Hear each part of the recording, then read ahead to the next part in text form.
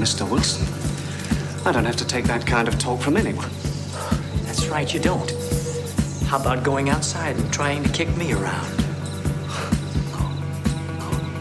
I'm not supposed to fight with the guests, Mr. Wilson.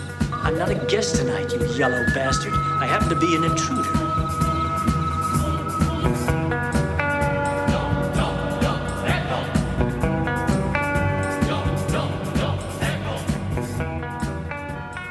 Hello, and welcome to The Good, the Pod, the Ugly, a film podcast where we talk essential filmographies of notable directors or actors per season, along with a number of specials, often with guests. I think this was written by AI. I'm your co-host, Thomas. And I am your other co-host, Ken. You may know us from our other podcast, Methadone Acting, where we cover movie stars who are recovering addicts. So here on the show, we pair two films per episode. We're splitting the episodes up into two parts. Don't worry about it. We do a deep dive on their backgrounds and then talk about them. Who the hell are we talking about? And what films are we watching this week, Thomas? Well, we're doing a director by the name of Darren Aronofsky, New York's finest. Maybe not, but still a great director. And this film, the films this week we have paired are his second film and his penultimate film.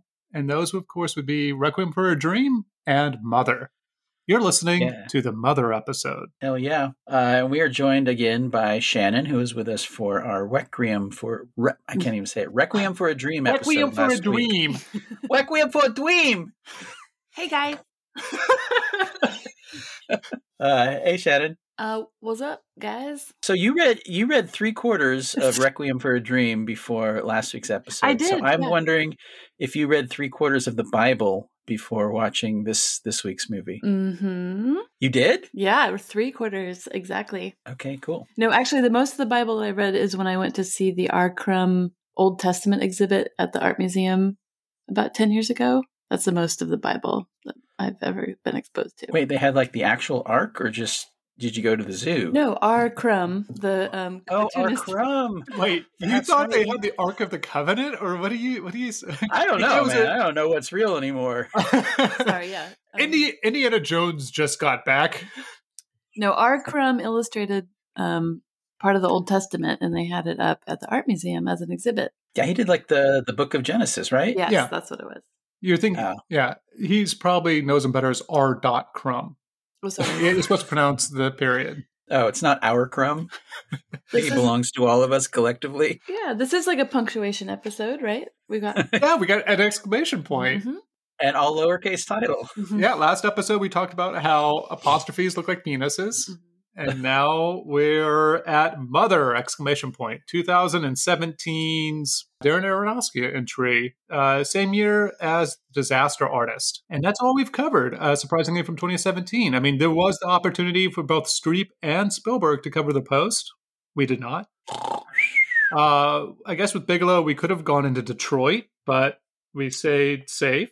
And with Nicolas Cage, he had 4 movies that year, 3 of which were on VOD, but, he had 4 films. We could have maybe covered one of those, and It wasn't the Paul Schrader one, was it? The Christmas one that Jack wanted to do?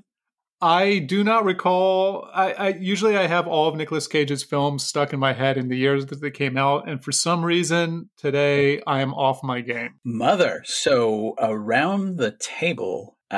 first viewing, second viewing. Thomas was looking at me expectantly, so I was getting mixed messages there.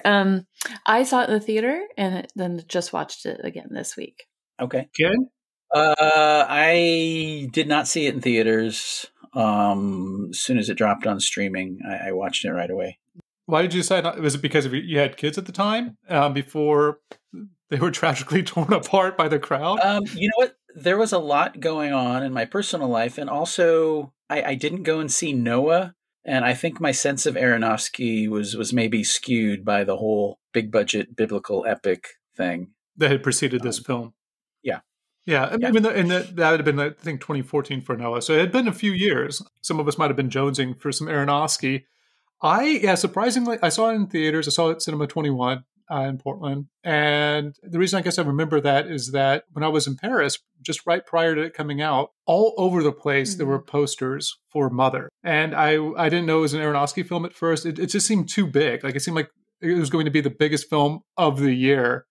if you just took Paris, France, not Texas, as representative of American film. Oh, can I just break in? I was just in Paris in October, and everywhere were posters for Killers of the Flower Moon. That was what okay. That was gonna be the big... every single building, subway, or metro stop. It's like maybe they have just one movie that they can advertise for at a time, some type of union rules.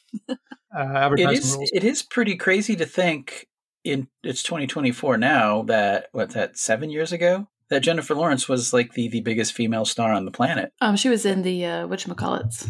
Exactly. She was in the whatchamacallits and the what have yous. Yep. That was a very popular series. The children, Katniss the Everdeen, children killing each other movies. Katniss Everdeen, and Mockingjay, Black Goose, teenage sectors, killing, hunger. Elizabeth Banks is in it. You know what? Yeah. You're talking about X-Men First Class.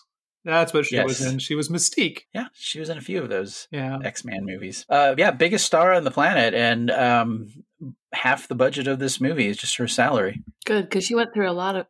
Seems like she went through a lot filming this. Well, she didn't go through any shoes, I can tell you that. She's barefoot the whole time. Mother Earth. But it is crazy to think that this movie kind of soured her a little bit, and then a few other flops, and she basically went away for a couple of years until she came back with No Hard Feelings last year, the comedy. I think the whole being the most famous woman actress on the planet just got to her a little bit. This film was part of that too. Yeah, I mean, we'll talk about our, reactions after we talk about the plot, but it is a film that I think is good to see in theaters as your initial viewing. If you haven't seen it and there's an opportunity to watch it playing somewhere, I think being a captive person in the audience helps. And I think my reaction or experience of the film was a little bit like adaptation, watching that in theaters. But we'll get to that, I guess, in a moment. Do you have any other background on this that you want to talk about, Ken?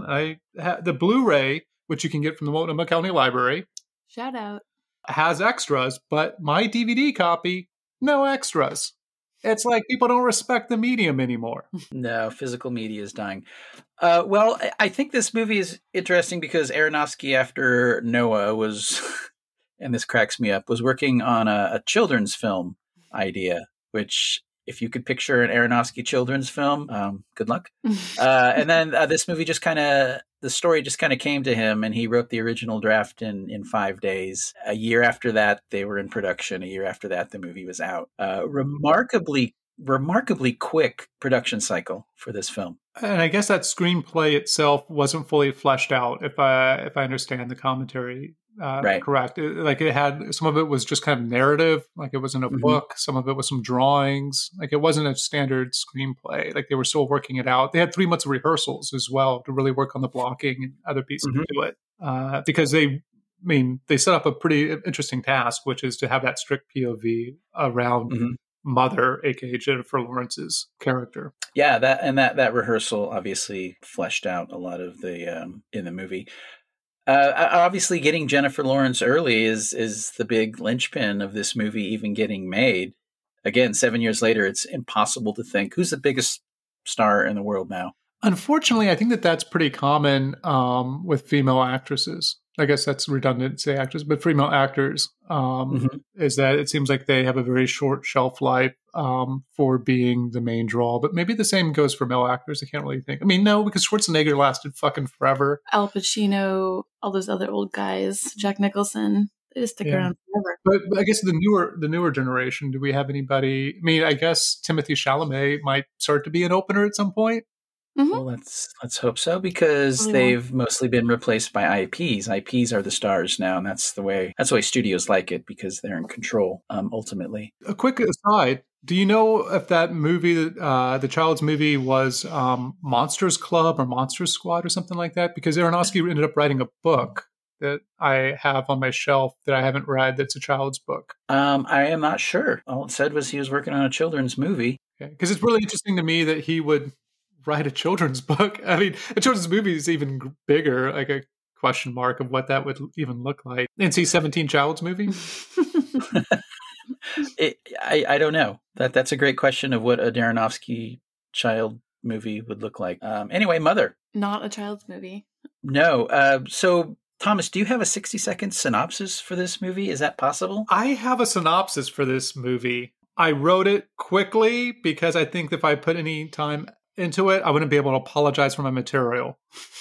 I'm anticipating this with much anticipation. Yeah, I have a bunch of words. I haven't reread them, so let me do that right now on mic. Out loud. Okay. Do you have a timer? I wonder how much longer I'm going to go. I'm going to count down. 3, 2, 1, go. Mother is a home invasion story turned mythical as the titular mother, played by Jennifer Lawrence, defends the house she's rebuilding for capital H, him, not a pronoun, but the name given in the credits for the unnamed Javier Bardem. Her romantic partner, a la late 90s Eastwood films, an age difference, whose house burned down, and he's a poet. All is idyllic except him can't write, and Man, played by Ed Harris, intrudes upon the remote home, mistaking it for a B&B, and then Man's wife, Woman, played by Michelle Pfeiffer, shows up, looking for her smoking doctor husband, and gives Mother a hard time for not being a mother and not being a drunk like her. And Mother wants them out of the house when she finds that the man is a cult follower of him and would have her way of getting rid of them, except their 2 sons barge in,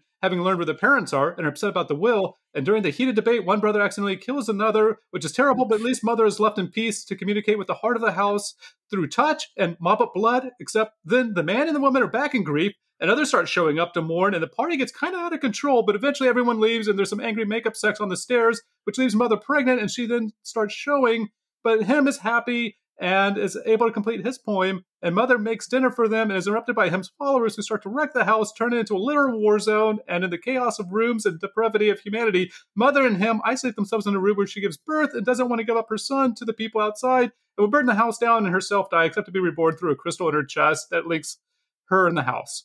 Oh, and Kristen Wiig shows up and she's not very funny. Wow, that's a minute and a half. Oh, well done. I mean, we had like 20 seconds from my Requiem, so if we combine them, we're pretty close. Yeah, one of the things I love about this film on review, watching it the second time, and watching it with the ability to pause it and take breaks and look at it a little bit more objectively, is how artfully it seems everything's interrupted. It's a little bit like I think you told me this anecdote because I've never seen it, but there was like a superhero show in the early aughts, Heroes, maybe, yes, and you watch, and then like in Heroes, like at every moment they're like, I have something really important to tell you, but I can't because we're angry at each other. And then they don't, and Lost, they would do the same thing. Okay. And they wouldn't share the information, and then so the misunderstanding or the situation could continue. Yeah, there's no momentum that can build here because everything's always interrupted. Yeah, or like she goes to call the police and then somebody comes in and she hangs up the phone. Like it's like this constant interruption. Like a man walks in with a gun type pacing, which is for what it is. Get off that sink. Get off that sink. Oh yeah, Chekhov's unbraced sink. I wrote that as a note. Hey, so there are 2 quotes from Aronofsky about this movie that I think are hugely instructive and kind of contradict each other. Because of the dream logic that the film uses. He said, if you try to unscrew it, it kind of falls apart. It's a psychological freakout. You shouldn't over-explain it. And then in an interview with IndieWire, he explained that Jennifer Lawrence's character is Gaia, or Mother Earth, while her house represents the world, a living, breathing organism being destroyed by its inhabitants. Her husband, known as him in the film, is God. Out of boredom, he creates Adam and Eve. That's Ed Harris and Michelle Pfeiffer, who proceed to destroy both Gaia's creation and his study, which is the Garden of Eden, which holds God's perfect crystal, the apple. Their quarreling sons, Cain and Abel. They also bring worshippers to praise God, who keeps sitting on Mother's unsupported sink and eventually causes the pipes to burst into a great flood. God impregnates Mother, who gives birth to the Messiah, a chaotic sequence followed by a disquieting communion and revelations. So obviously he changed his mind between those 2 interviews. I mean, I think that the yes and no, all right? Like, I like that one of the things that he said in the commentary, I think, is that like, if the movie doesn't have you upset and thinking about it afterwards, then it's not really doing its job. Fair. Which I think he wanted for this film. But I think as we get to like reactions to it, I think why it might be a pretty polarizing film is that it's not a strict 1-for-1 ratio between what he just described and what we see on screen. Yeah, and that's when where the dream logic comes in, whether you're okay with that or not. and how crazy the last 30 minutes get. Because up to that point, I got up earlier this morning and I was really jonesing to watch Rosemary's Baby after watching Mother, because Aronofsky uses a lot of the sense of quiet and the natural sounds of the environment to build a sense of suspense and disquiet. Obviously, the third act goes off the rails in a way Polanski doesn't. And obviously, the marketing for this film, there were a lot of people who, when the first teaser came out, thought it was a remake of Rosemary's Baby. Given, Bardem, a pregnant Jennifer Lawrence, a house, weird stuff happening. Maybe we can go around the horn and see whether or not the film, but maybe before we go there, going back to the question from the well, do you like bottle films? Does that cause you any issue? So do you have any issue where like the whole film takes place in one set and never leaves that set? Oh, okay. I do not have an issue with that. Okay. Some people really dislike it. I think sometimes movies that are like that feel more like they could be a play or put on a stage because of the kind of simple framing. Not necessarily this one. Sure. This one obviously is not good for that. There's more going on. Okay. Yeah, I think it's why people typically have that issue, is that they're like, why'd you make a film that looks like a play? Oh, yeah. Well, I would think mainstream audiences just didn't know what the fuck to make of it. You have Katniss Everdeen in what looks like a standard domestic supernatural horror thriller, and then you just have to think when they finish watching it that everybody's reaction was, what the fuck was that? Yeah, they're like, Knight Rider is married... I'm sorry, King Arthur from Knight Riders is married to Catwoman? How'd that ever happen? It's Ed Harris and Michelle Pfeiffer. Yeah, who play Adam and Eve, right? Kind of, right? Kind of. I mean, they do. There's that scene where he's like puking in the toilet, and then there's a wound on the back, which is like his missing rib, and then she shows up the next day. Because, I'm sorry, that's right. Adam was a doctor, if I remember right. A smoking doctor in the garden. Who was so he said years old or 60 yeah, years old. and then got kicked out of the garden. Yeah, well, they do have fully grown children, the Gleason boys. And shouldn't they have 3 children? Or because isn't there more than Cain and Abel? Maybe they talk about it as well. R. Crumb did not. Oh yeah, I'm looking at the wrong person for that. My Bible scholar here has read 3/4 of the first page of Genesis. So okay, so do you like this film? I guess to start with. Yes. I went into it at the theater knowing that it was sort of this climate change allegory. Okay. That's how I went into it. And so I wasn't trying to think of it as a literal depiction of anything. And when I came out of that movie, I just thought, man, this guy gets me. This movie gets me, because I'm very kind of pessimistic about humans and very upset about climate change. And so I just came out the first time thinking, oh man, this is exactly how I feel inside. The second time, though, when I saw it, I just didn't have that same reaction. No? Yeah. Most recently? Yeah, this week. I didn't. It didn't resonate as much, but I liked the set, and I liked Jennifer Lawrence's performance. I liked a lot about it, but the last section that in the theater felt so dramatic and so engrossing. This time, it seemed kind of ridiculous to me. Huh. Maybe similar like Ken thinking that it was ridiculous in the previous movie that Marlon Wayne's character. Yeah, like I was kind of laughing when she was going through and there's people being shot. I was just kind of like, it's like she was just walking through a haunted house, where you walk past pretend cadavers and stuff like that. You guys? Well, when I first watched it, I did not know what it was. I was thinking going in, it was a riff on Rosemary's Baby. But then once I was locked into the kind of the dream logic nightmare feel that he was going for, I really liked it. And then I went online and looked up what it was about, and I said, well, that's kind of dumb. And then when I rewatched it yesterday, it was knowing what was going on. And I was kind of resistant to thinking it was going to work the second time, but I actually found it worked better just because the audacity of attempting an allegory about, climate change, as you noted, and biblical stories from the book of Genesis is just so batshit insane that A, he would do it, be upfront about what it was, and to get the biggest star in the world, get paid $15 million to do it. I loved it the second time, liking it the first time. I'm just glad that it exists, because I'm glad movies like this exist, because there aren't a whole lot of them anymore. Yeah, I'm searching my mind. There was something, it's not Dog Day Afternoon. It's Harold and Maude that my spouse and I were talking about the other day. And she was like, hey, I wish I could watch that movie again for the first time. or be with somebody watching it in their eyes the first time. And I feel like that, not that Mother is a one-trick pony per se, but I feel like Mother, the experience in the theater was so good that I never really wanted to watch it again, not because I was disturbed, but because I just felt like there wouldn't be anything to see on rewatch. To experience it from that. Yeah, I would always be alienated on my second watch, knowing what it was going to happen. And so I went in not knowing anything about the film, which is like how I like to watch films. And that was my experience versus like other films that I think are really interesting that I could watch over and over again, like Harold and Maude or The Prestige, or other films that have something that's unique in them. They're still so well constructed, and they're an enjoyable film that I can watch it and have that still have that experience. But yeah, this so I'm glad it exists. I'm glad that people can watch it for the first time. I'm not so sure that it's a movie that's easily rewatched. Maybe it was me noticing all the textures and the nuance in the set design and the restraint he shows earlier in the story that really pays off at the end. I think I'm contrasting it with Requiem for a Dream a little bit, where it is still, I still found it pretty eerie and jarring with the leaps in logic and the various time jumps that happen. And then you get to that last 30 minutes. And again, like Requiem, there are parts where I'm kind of laughing just at the audacity of it. You know, there's a spoiler, there's a newborn, the one that represents Jesus, who is passed around a crowd, and then its neck breaks. That is such a horrifying scene when she's chasing, trying to get her baby back.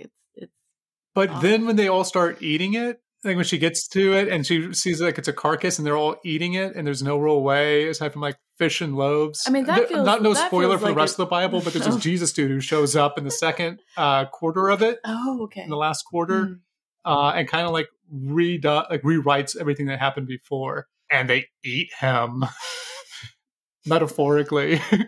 But yeah, and I guess that's the moment that studios, producers, distributors all had the biggest problem with. Presumably, you think showing child murder and cannibalism might... the sound of its neck breaking when it just kind of falls back because it's an infant over the crowd noise is still a jarring, one-of-a-kind shock in a relatively mainstream movie. I can't really compare it to much of anything else. Yeah, that's pretty awful. And I do feel like that's where some of that dream logic comes in, because she goes over and sees that carcass and knows that it's her baby. But you wouldn't really. How would she know that that isn't just like a turkey that just got? Wait, you mean the war that's happening inside of her house and the human trafficking that's happening? Possible. Like, because we've all had that, right? Like that room in the house that we haven't gone into in a while. You're like, oh, who set up a cockfighting ring? I don't remember that. Get out of here. Sorry, yes, that isn't the first time that the dream logic is coming. No, I think it's really this is probably even more than Skinamarink is closest to. Wait, is that a movie? It's still a movie, Shannon. Is it's been closest... a whole week since we. Oh yeah, just kidding.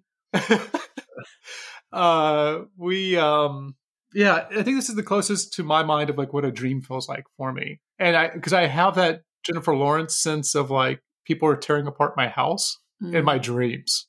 Oh, and there's nothing I can do, right? Like I go and I talk to this person, I turn around and they're back doing it. And so that's like it definitely resonates. Or like I want to go do something and then it gets diverted by like some other action that happens. So you never can quite finish it or start it. Yeah, it's like having to go to the bathroom dreams.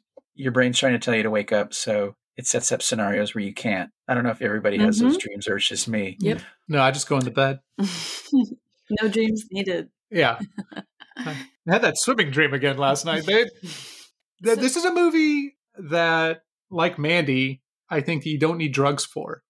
And it can make you feel like you're on drugs. I can see that. David Lynch, often gets lumped in with the dream logic. But his best films legitimately feel like that. And I think his strength as director, when he makes something terrifying that resonates subconsciously, but you can't figure out why, that there is no allegory behind it. And I think that's what makes Lynch, for me, more substantive, because there's always something to see because it's not really explained. And maybe the allegory here, once you hear it, is relatively simple and great and powerful, but it kind of lessens a bit of the nightmare stuff, Well, I think. I guess watching this the first time, I picked up on it. I had that, like, why I think it's like watching adaptation is I picked up on it in the theaters. As soon as the sons arrive and one of them gets killed, I was like, oh. Fuck. I know exactly what this is. Mm-hmm. And I don't think it hews very, like, extremely close to, or as close as maybe Aronofsky's recital to biblical things. I think it's even bigger than that. But I think the issue is that, like Holy Mountain or David Lynch, like if you're watching a Jodorowsky film or you're watching a Lynch film, you know what you're getting from the start, right? You know that you're getting like a movie that is kind of going to be dreamlike. And in this film, even though it opens with the fire and it opens with like a crystal and it opens up like maybe she's dreaming. Back from being burned. The first minutes of the film do feel grounded. Well, all the way up to my mind until, you don't think that? Well, only because she kind of rises up from nothing in bed, and then she gets up, and it's as if she's just woken up from a dream, and so it feels a little disorienting beginning. True, but the minutes right afterwards, to me, like start to ground everything, and then even that Harris character is shown to be fairly grounded until his wife shows up, and even then, it's kind of like there's always these excuses or these things that are happening to allow for the logic of what's going on. I think it's that maybe at night when Ed Harris is barfing and naked that it starts to have that real like, wait, something's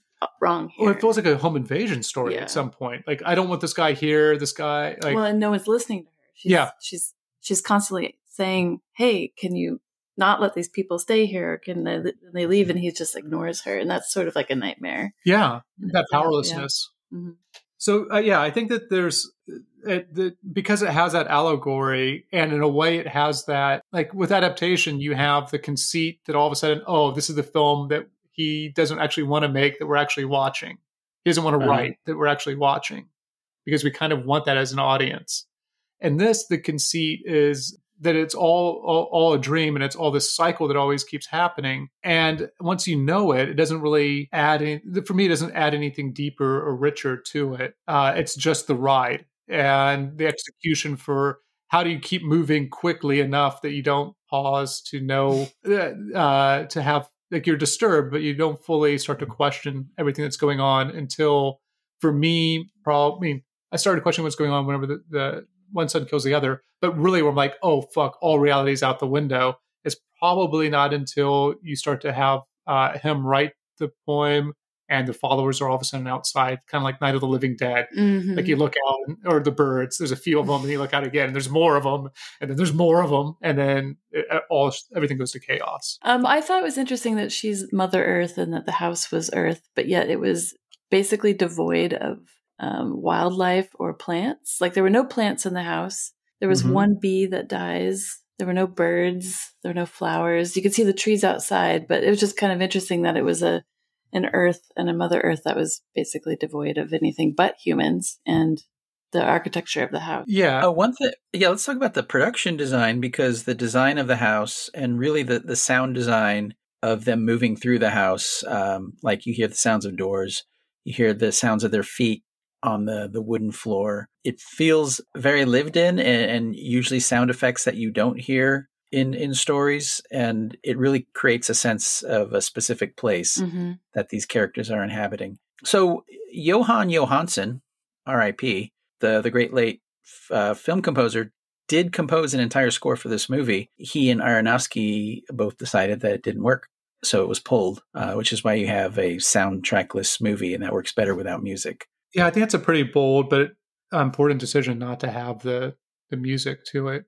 Plus, from one of the great film composers until he passed away of the 21st century. I mean, right up there with Mansell. No music in this movie? That's so interesting. I didn't even notice Not until the end credits. Okay. And then the end credits go into just ambient sounds after the song. Yeah. And that's what heightens all the, I remember she's touching anything or moving anything, is that they amplify that sound over it. And as far as all the other films we've watched and how important music is to the other three films that we've watched, to go the complete opposite here, it's pretty fascinating within his filmography, because with Pi and Requiem in particular, the score is so important to the pacing of the movie and the feel of the movie. And again, if this was an era that respected hard medium, we would have a double CD released for this film, and one would be the soundtrack that wasn't part of the film, and the other one would be music inspired by, including the Glenn Danzig song. Glenn Danzig, I was listening to that song all this week for this movie, which has nothing to do with the movie, and I looked up Glenn Danzig. He's 68, which is weirdly enough the same age Ellen Burstyn was in Requiem for a Dream. He looks all right. He still has those weird proportions, but he kind of looks like Tommy Wiseau in The Room now, like a shorter version. This has nothing to do with the film Mother, but it's the song Mother. Wait, so this is actually a song that is not in any way associated with the movie that you just decided You've to never listen to? Yeah, You've never heard you don't remember the Mother? 90s No, and Glenn Danzig, the one song? No, I do remember, but you were just associating it because literally it's called Mother and this movie's called Mother, right? There's no, I'm just clarifying. There's nothing more than that. No. Okay, just clarifying. You also listen to a lot of Wham because of the exclamation point. Mother, tell your children not to walk my way. Tell your children not to hear my words, what they mean, what they say. Come on, man. Go Danzig. He would have made a great Wolverine back in the day. That was his dream role. Poor guy. And Australians come and start stealing our jobs after they've stolen everything else and been Convict Island. I know someone who looks like the guy who plays Wolverine. Hugh Jackman? Jackman. And he had a baby this past year and named the baby Logan. Oh, great. Wait, he had a baby? No, the person I know who looks like I don't know, with Professor X and whatever, maybe, I don't know what adamantium does to a guy. Maybe he had it. Yeah, I mean, I think one of the scenes that I think is really fascinating is the funeral scene, right? Where there's certain things that happen, I think maybe this is the dream thing, where like social custom says you can't do something or say something. I remember thinking of this when one of my relatives passed away when I was in high school, and wanting to say like all the bad stuff that I knew about my relative because there was nothing but good stuff being shared. And I was like, there should be some balance here. Like, why is it like he doesn't know the difference, right? Like, why don't I tell him about those other things? Whatever you're saying. You didn't do it. And I didn't because I have some social grace.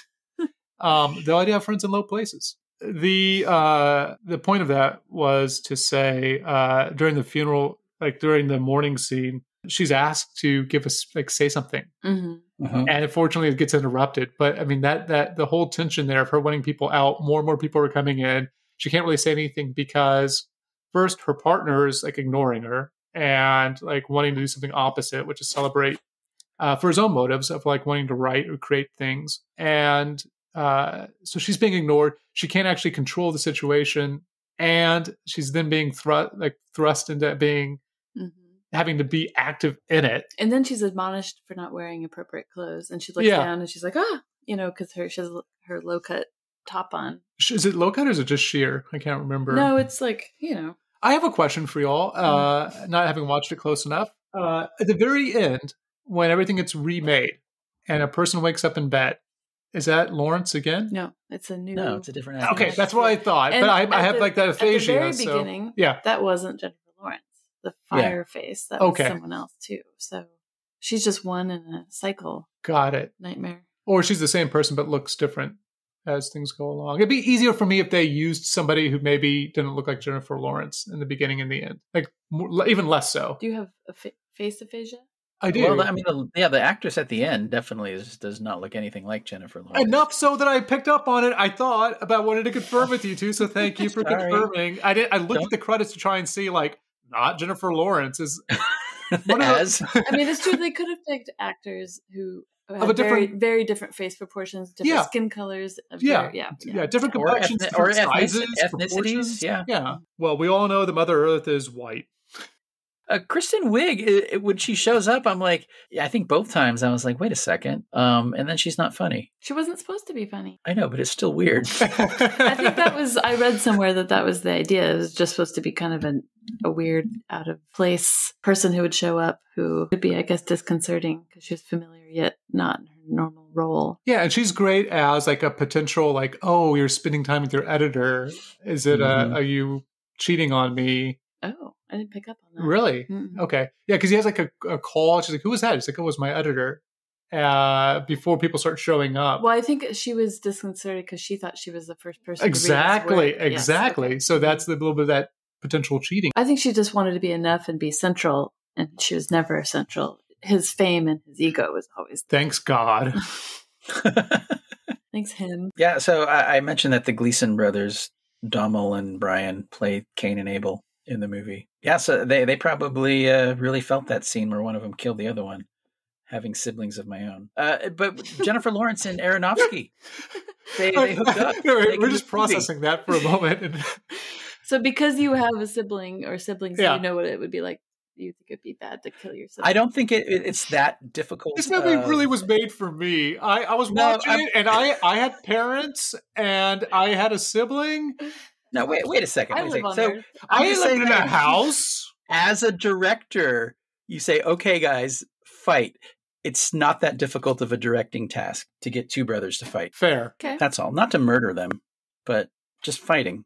Yeah, neither of us have a brother, so we're shrugging. Okay. I have a brother. Oh, wait. Neither of us have a brother, so wait.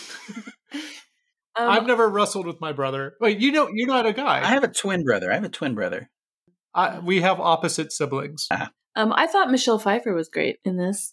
I love Michelle Pfeiffer, and I thought she was excellent. She was creepy, sexy. Yeah, I second everything you just said. She is amazing and probably one of her most indelible roles of the last quarter of a century. She's I don't know, she's married to David E. Kelly, which frankly sounds like a chore. So yeah, one of my favorite Michelle Pfeiffer, she's so, like you said, creepy, intrusive, and menacing. Well, and those moments when you think she would be apologetic and she's just like, what do you want? You know, I mean, she just is so non-apologetic. I read somewhere that she was directed to be mischievous, and I thought that applies. Pause. Awkward pause. Mischievous. Okay. And Ed Harris can play that role. Because you know that We're so insightful. He's so fucking- I love he's so it. I like it. I like it too. Because He's so fucking creepy. You know that Eve was known for her mischievousness. Uh-huh. No, I think That's in the Bible. I think the idea is that, Eve was like, hey, eat that apple. And, she was supposedly the one that created the downfall of man, right? Because she's a woman. But she was talking to Mother Earth for a while about having a child. And her Giving lacy her alcohol panties. spiked lemonade. Yes. Yeah. Yeah. It all works out. No, there's moments to it where I guess I always go back to Tron, and there's like moments in Tron that don't quite make sense to me, like the physics of it. Like somebody gets shot. Always go back to Tron. Well, in my head, where I'm like, why does this movie not quite work? Because like in Tron, he gets zapped by a laser, and then he becomes a computer program. But like his computer program is only as like fast as he was as a person on the outside playing video games. Like it doesn't quite make sense to me, like how you work through these different levels. And I think in the same way of like saying, oh, she's Eve is wrong. Like, no, she's like this archetype of maybe fallible humans like Pandora or other people who this mythological, like humans kind of suck early era of well, I mean, so one thing you could think is that if this cycle is happening over and over again, the incarnation of Adam and Eve and Cain and Abel, that could be different every time he rebuilds this house and people arrive. This could just be one of the many incarnations of that. Well, dynamic. plus, yeah, exactly. Ed Harris as man cannot stop polluting the house. I mean, he brings the booze. He won't stop smoking. He's pretty awful too, and not necessarily in a mischievous way, but in a really kind of all the menacing humans way. are awful. No, he acts so put out when she's like, "We don't smoke in the house." And he's like, oh, "What a drag." Yeah. I mean, I would say none of the humans are really all that. None of the humans are redeeming. There's no good human in this. No. Well, I mean, the brother that dies, maybe. Well, he was upset about a will, like a power of attorney or something. Like, yeah, there's no, and I guess that like being Cain and Abel. I mean, there's also like the idea of like a birthright and like Esau and Jacob and other things. So I think I like that it's kind of a messier reality mythologically, but then it seems like fall apart in my head where I'm like, well, they have a washing machine, or what does the house actually mean, and how is she tied to the house as Mother Earth? And then like it's hard for me to like extrapolate beyond that. Though I do like unlike the last film, Requiem, like I feel like this is a movie that's very much a religious film. Has a lot of religion in it, including like, oh wait, you believe that in transmogrification? Like you believe that the actual blood and body of Jesus happened during whatever you bless the sacrament, Mm-hmm. they're actually eating Jesus at that time. That's wild and weird. And I think this film helps like point out some of the wild and weird things that are going on, along with an ecological message and other portions to spirituality or religion. Yeah, I think you're right. And what Aronofsky said, if you start looking at it too close and pulling it apart, it kind of falls apart. And you just have to go with the crazy dream logicness of it. Because once you start asking those questions of the one-for-one representation, it does kind of fall apart. But as a nightmare movie, perfectly fine. Yeah. Like you don't need to know the allegory behind it, even though I think it's impossible not to look it up if you didn't figure it out while watching it, like Thomas did. Yeah, and it works just on that level. And I think that also for people who don't like the film, it falls apart at that level as well. Mm-hmm. And it's kind of my cup of tea, but again, I only wanted it once. A very divisive movie. So this was written by Tarja Lane and Bodies in Pain, Emotion in the Cinema of Darren Aronofsky, and it was about Requiem for a Dream, but I think it applies to this film as well. And so she says, Aronofsky is a filmmaker who values visual style over traditional story development or character identification. Rhythm seems to be a central strategy by which he orchestrates the composition of imagery, cinematographic framing, editing, sound, and music. It might have even been said that Aronofsky's films function as a piece of music insofar as they move the spectator directly, physically, motorically, effectively, and intellectually, since intellect is a matter of the body. And so that was really based off of, like, in Requiem, how you have the soundtrack that helps drive it along with the editing. And I think that this is a film that the rhythms of it are what allow for it to be successful in the editing and in the 3 POV shots, or the 3 shots that you have. It's either over her shoulder, directly on her, or her POV. Very reminiscent, again, of Polanski's visual scheme in Rosemary's Baby. And I would say, well, I guess Pie, you get outside of it a little bit. But yeah, there's something to the editing of this film that allows for its success because... Yeah, if anybody else was handed his script, if it was actually finished, if it was like a Clint Eastwood, it would be an unwatchable film. So can I quote again from Aronofsky? This is a very long description of why he wrote the movie, what he was feeling about climate change and the insanity of the 21st century. But this ties back to Requiem for a Dream. It's when he was having the world premiere. I imagine people, I don't think this is Darren Aronofsky's voice, but I'm just going to use my own voice. Okay, should I use a little New York accent? No. Okay. I imagine people may ask why the film has such a dark vision. Hubert Selby Jr., the author of Requiem for a Dream, taught me that through staring into the darkest parts of ourselves is where we find the light. There you go. I tied them both together. Good job, Ken. Podcast over. Yeah, well, that was part 2 of our second pairing. Good job, us. Yeah. Oh, I think I have the wrong script. Yeah. Oh, okay. Yeah. Oh, no. You're right. Thomas just said that was part 2 of Requiem and Mother pairing. And then I say, join us for our next episode when we'll begin the pairing of the 2 most notorious Aronofsky films, Noah and The Fountain. That's going to be a fun one. Ryan's going to be with us. Speaking of Ryan, he is also Weird AI, who did the theme song. Thank you, Ryan. Yeah, it's a great new theme song. And you can follow us on social media, including Dismember, Cain Enabler, Daddy Knows Best Forum, Penmaster, Unreal Housewives, and, the real social medias as well. Thank you, Shannon, for joining us. It was a delight. Great. Thank you for having me. Next time we have a book that needs to get 3/4 read. Oof, I'll be there 3/4 of the way. You could read the section of the Bible about Noah and his ark, all his wives and children. Okay, I'll get right on that. Or you could just read 3/4 of that section and still come on. Maybe there's like a children's illustrated version I could read or look at. Did Our Crumb do a version of Noah's Ark? You know what? There's actually a book that I have on order from the library. A Noah novelization. Really? Yeah. Oh, well, okay, great. Wait, a novelization of the film Noah based on the Bible? Yes. Love it. So it's a copy of a copy of a copy. Great. It's one of my favorite things. All right. Thanks, guys. And thank you, listener. And thank you, Glenn Danzig. You know what that makes us together? Together, that makes us flash gorgeous. Flash gorgeous. I'm not talking at you. I'm talking to you. Flash gorgeous. I don't want to hear about you. I want to hear from you. It's 10-4. 10-4, old buddies. Destroy. Kill all hippies. I don't hate it. I just don't know why you strayed from the formula. You bastards! In case you don't know it, Bob, I'm an artist. And I must reflect that in my writing.